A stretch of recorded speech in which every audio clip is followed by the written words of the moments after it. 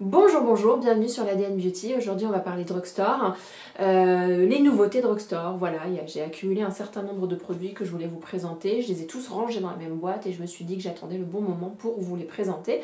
Donc voilà, écoutez, on y va. Vous allez voir, il y a du NYX, il y a du Jeffree Stars, il y a du Colourpop, il y a du Yves Rocher. Yves Rocher qui est devenu une marque qui commence à m'intéresser de plus en plus. Je vous explique tout ça, bien entendu. On va commencer par Colourpop. On va commencer lourd et gros et magnifique. Cette palette de malade mental qui s'appelle la Bare Necessities. On est sur une palette un peu déclinaison de tous les marrons que vous pourriez avoir, soit en version mat, soit en version satinée, soit en version pailletée, légèrement pailletée, parce qu'il n'y a pas vraiment de paillettes dans cette palette. Voilà, c'était une palette où la photo était avec plein de noix de coco, et c'est vrai que c'est tous les marrons un peu dérivés, noix de coco. Je trouvais l'image plutôt belle. Et donc du coup, quand j'ai vu la campagne publicitaire, j'étais en mode il me faut absolument cette palette. Je n'ai même pas écouté une seule revue sur cette palette, donc peut-être que c'est une déception, mais je peux vous dire qu'au swatch, elle est juste magnifique. La voici, on a vraiment beaucoup de couleurs, et c'est là où mes compétences en mathématiques vont sembler quand même assez light. Donc il y en a 1, 2, 3, 4, 5, 1, 2, 3, 4, 6, 6 x 5, 30. 30 fards à paupières, les voici, et on a du mat, du métallisé, des mats légèrement pailletés, et c'est un petit peu la nouveauté de cette palette là, des textures mat avec un semblant de paillettes, mais en top coat, parce qu'une fois que vous prenez votre doigt, vous remarquez qu'il n'y a plus de paillettes en dessous, et ça c'est un peu l'arnaque, j'avoue. Mais franchement, je l'ai swatché, je vais vous montrer tout ça en close-up. C'est une palette, mis à part un ou deux fards, d'excellente qualité. J'avais un peu peur, parce que la dernière fois que j'ai acheté ce type de palette, et ça me fait penser à la Natural de chez Too Faced, une énorme palette avec des couleurs naturelles. C'était une horreur la palette. Ça se swatchait mal, c'était à peine visible sur la paupière, c'était assez désagréable, c'était pas top. Là franchement j'ai l'impression que sur la main c'est une très bonne palette, mais je me méfie parce que il arrive que même swatcher sur le dos de la main, même si vous êtes satisfaite de ces swatchs, sur le visage, ça rend absolument pas la même chose. Mais en tout cas, j'étais très agréablement surpris par la qualité des fards. Et franchement, non mais le nombre de fards qu'il y a à l'intérieur est juste absolument incroyable. La déclinaison de couleurs, l'harmonie des couleurs est juste trop belle. Et j'aime beaucoup le packaging nude, même si à mon avis, il va vachement se salir. Et puis, on avait également, alors du coup j'en ai utilisé quelques-uns, et là je voulais vraiment en profiter, j'ai fait le plein de pinceaux, mais vraiment le plein, parce que j'achète très rarement des pinceaux, et je commençais à me dire qu'au niveau des yeux, j'ai besoin de travailler mes yeux d'une certaine façon, il nous faut des pinceaux qui soient tout petits, mais qui estompent. Et ils sont pas faciles à trouver, je trouve, chez Zoeva par exemple, ou en France, ou chez Sephora, on est un peu obligé du coup d'acheter des pinceaux sur internet. Donc je suis tombée sur ce kit, alors je vais vous le présenter plus complet tout à l'heure, parce que là j'en ai utilisé quelques-uns, de pinceaux pour le visage, avec surtout beaucoup de pinceaux pour les yeux. Et ce que j'adore, c'est la taille de ces différents pinceaux. Franchement, un petit pinceau comme ça, un buffing brush qui est tout petit et qui permet vraiment d'estomper le coin qui est juste ici, et alors qu'on ne peut pas le faire avec un gros pinceau. Ou alors ce type de pinceau qui est extrêmement fin, qui permet vraiment de déposer de la matière juste ici. Voilà, il y a vraiment beaucoup de pinceaux pour les yeux, de toutes les tailles, et c'est ce qu'il me fallait. Et je dois dire qu'il me fallait tellement de petits pinceaux que du coup j'en ai acheté chez Colourpop, mais j'en ai aussi acheté sur le site de Morphe. Je sais pas pourquoi, j'ai disjoncté et il m'en fallait pas autant, mais voilà, je me suis acheté 2 sets de pinceaux. Donc là je vous montre celui de Colourpop qui est hyper intéressant aussi parce que on a également des pinceaux pour le visage, et les pinceaux pour le visage sont classiques mais hyper doux, voilà, et j'adore le fait que ce soit dans une couleur nude avec un petit assemblage doré. C'est des pinceaux qui esthétiquement sont vraiment jolis. Celui-là il est livré dans une petite pochette en simili-cuir. Je m'en fiche, c'est toujours sympa pour les photos, mais est-ce que du coup j'utiliserai cette pochette là? Ouais, probablement en voyage, mais j'emporte pas autant de pinceaux quand je pars en voyage. J'emporte surtout des textures crème, 3-4 pinceaux grand maximum, donc je me vois mal prendre tout ça avec moi. Mais alors vraiment je suis ravie. Et puis on retrouve pareil dans ce set là, un gros pinceau estompeur, et ça fait partie de mes pinceaux préférés parce que du coup ça vous permet de vous maquiller l'intégralité de la paupière en fermant les yeux. Vous prenez votre bronzer par exemple, vous faites ça et vous avez la paupière maquillée. Voilà, et j'adore avoir des gros pinceaux comme ça, fluffy. Celui-là c'est le numéro E15, s'il est achetable individuellement, je vous le recommande hautement. Et puis celui-là, mais franchement quelle douceur quoi. Quelle douceur, j'adore les couleurs un peu poudrées de ce kit. Voilà pour Colourpop, non pas voilà pour Colourpop, là je vous raconte n'importe quoi. Chez Colourpop, j'ai acheté aussi des petits kits de fard à joues et de highlighter, excusez-moi du bruit, de highlighter en stick crème. Les voici. Il y en avait 3 dans un kit, impossible de vous dire lesquels étaient dans un kit, mais il y avait un kit dans lequel il y avait 2 fards à joues et 1 highlighter. Et puis j'en ai racheté un autre. Il me semble que celui que j'ai racheté à côté, c'est le Flamenco. C'était un rose, voilà, à la limite du violet, parce que c'est des couleurs que j'adore pour vraiment rafraîchir mon visage. Et puis dans le kit, eh ben, j'avais pris un kit, impossible de savoir son nom. Et donc je suis désolée, mais dans ce kit là, il y a un highlighter qui s'appelle Bull's Eyes et 2 fards à joues, dont un qui s'appelle Under Pressure et l'autre qui s'appelle Aloha. On est sur des sticks crème qui sont légèrement transparents mais dont la couvrance peut se construire.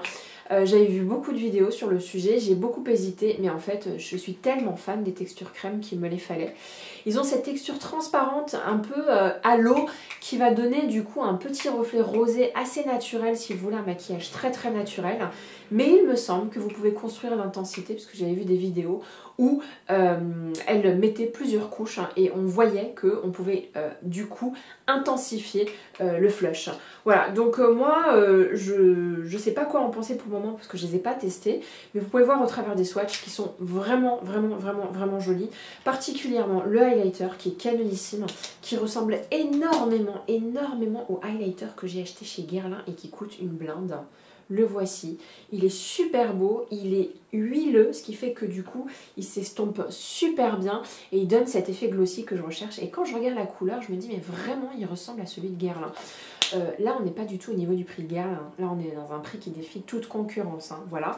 Et puis pour les autres, bah, j'ai pas des couleurs comme ça, mais voilà, ils sont assez onctueux, ils sont assez tout en transparence et en même temps très estompables, ils ont une matière très étirable. J'adore et il y en a vraiment beaucoup d'autres. J'ai envie de tous les avoir, vu que tout ce qui est crème font partie de tout ce qui est bronzer crème, highlighter crème et blush crème, c'est mes textures préférées. Je trouve que c'est ce qui rend le plus joli sur une peau, particulièrement une peau fine comme la mienne ou les peaux un peu plus matures. Voilà, j'ai passé l'âge de me poudrer le visage allègrement. Je préfère les textures plus fines et plus fluides, plus étirables et donc plus homogènes sur mon visage. Voilà, est-ce qu'on continue chez Colourpop? Oui, on va continuer chez Colourpop. Pareil, j'ai acheté un set de 3, qu'on appelle ça, de face mist, donc des sprays visage pour hydrater. Il y en a un qui s'appelle Glisten Up Mist et donc qui est jaune avec plein de petites paillettes. Et comme son nom l'indique, c'est une j'en perds mes mots. Comment ça s'appelle? C'est une brume. Voilà, c'est une brume pour donner du glow à votre visage. J'en ai un autre qui s'appelle Fresh AF Mist. Celui-là, c'est pour rafraîchir votre maquillage tout au long de la journée. Et puis on en a un autre qui est vachement plus milky et donc à mon avis très hydratant.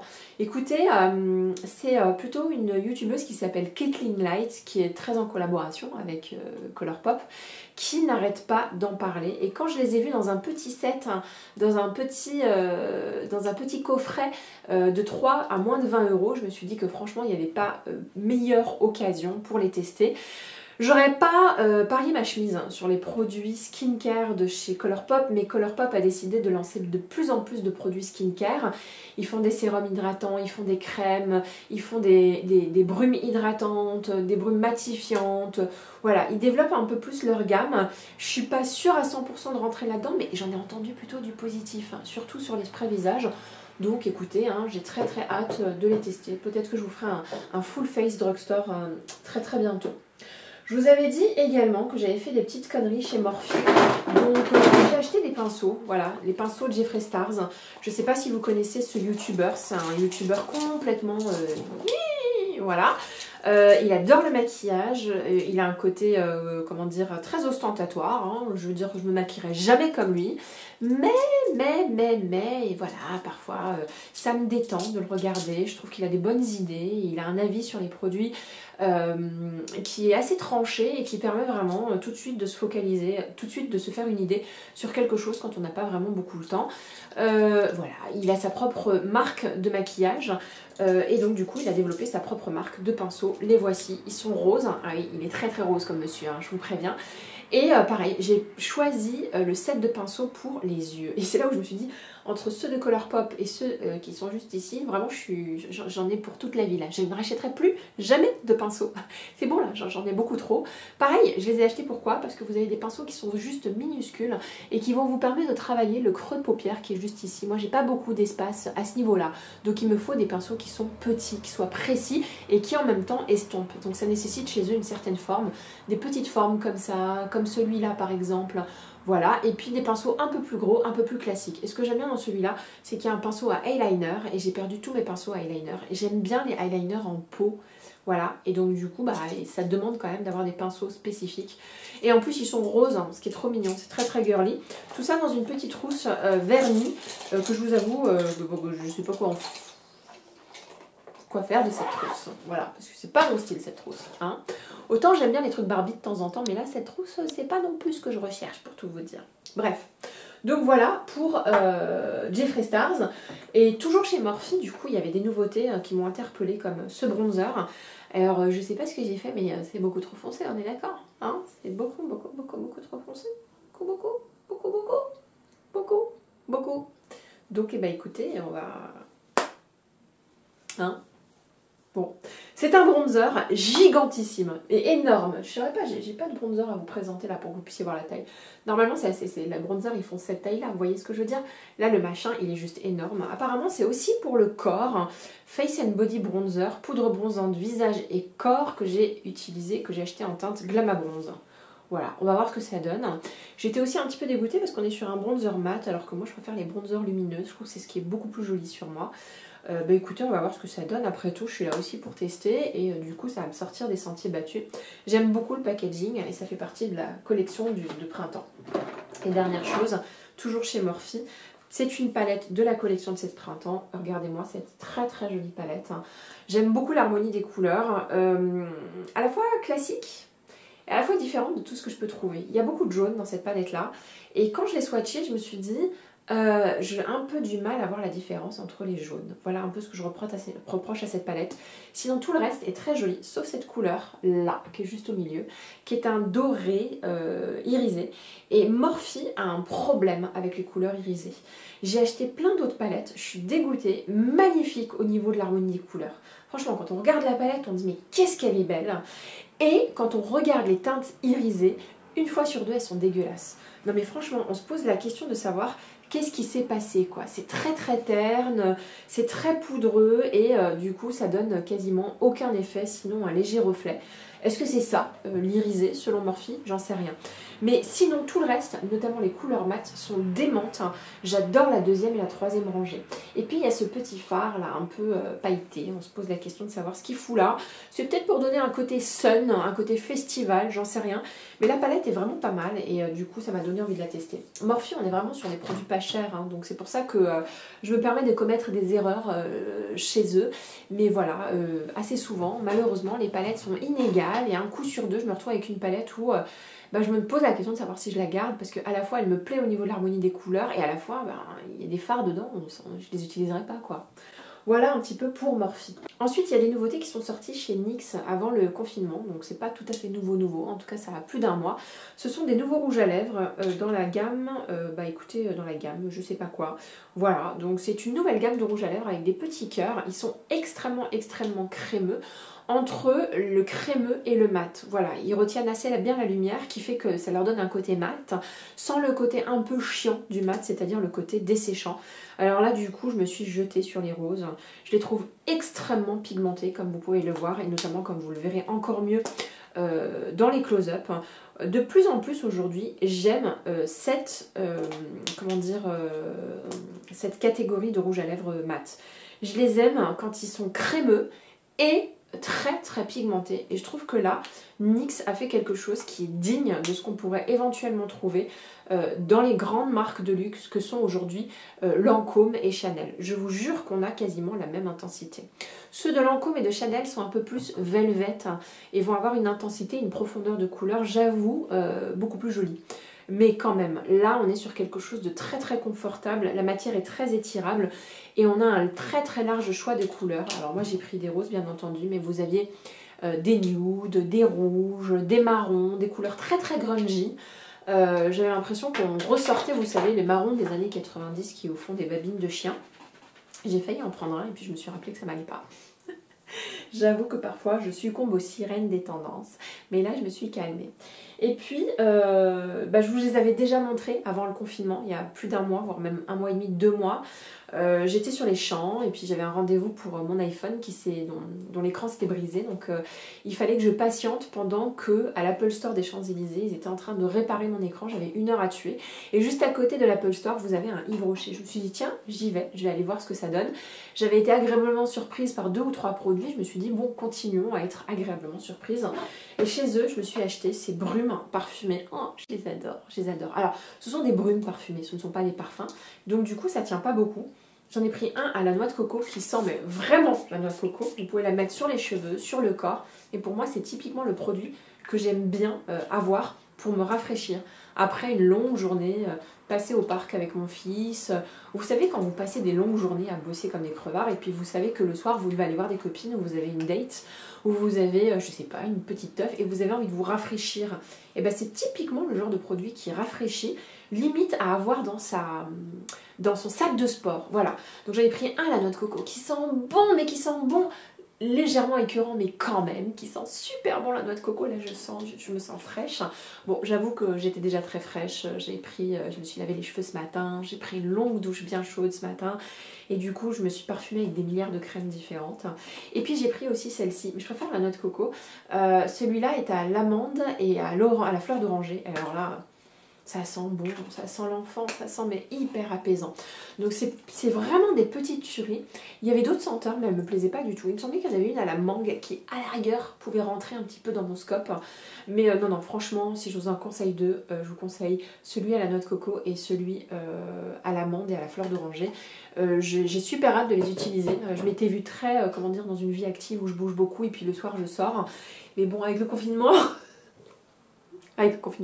je me parfume pour le simple plaisir. Toujours chez Yves Rocher, alors là je me suis déchaînée, mais alors déchaînée, parce que chez Yves Rocher j'ai pris 1, 2, 3, 4, 5, 6 baumes à lèvres.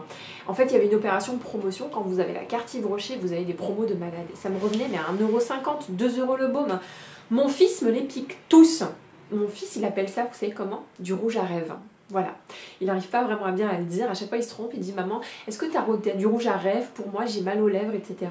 Et donc du coup il me pique tout le temps les miens, il met ses gros doigts dedans, etc. Donc je me suis dit, ceux-là au moins s'il me les pique, je vais pas pleurer. Voilà, et puis limite je vais mettre plus en évidence ceux-là et ceux qui sont un peu plus luxueux, je vais les mettre de côté, mais oui, parfois je retrouve des grosses traces de doigts à l'intérieur, et vu ces ongles... je peux pas les réutiliser après. Bref, donc du coup, il y en avait plusieurs. Celui-là est à la mûre. Est-ce que ça sent la mûre? Non, ça sent le malabar et ça sent super bon. Il est légèrement violet et il est légèrement coloré.